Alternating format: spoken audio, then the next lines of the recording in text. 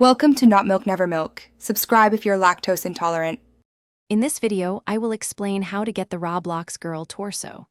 This foundational avatar piece is popular for creating many unique looks. We will go through the simple steps to find and add it to your inventory, often at no cost.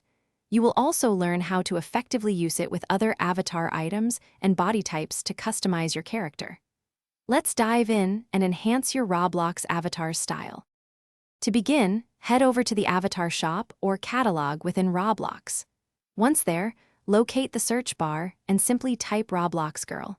This search term should bring up the specific torso item you are looking for. You can then easily add the Roblox girl torso to your inventory. It is usually available at no cost, making it a fantastic free option for your avatar customization. Once you have the torso in your inventory, open the avatar editor to equip it. This torso is highly versatile, allowing you to mix and match it with many other body parts to craft truly unique character designs. Remember to experiment with both R6 and R15 avatar types.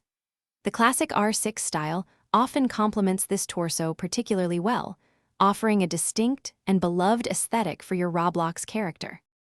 Keep in mind that the Roblox girl torso is a classic and foundational piece for many avatars.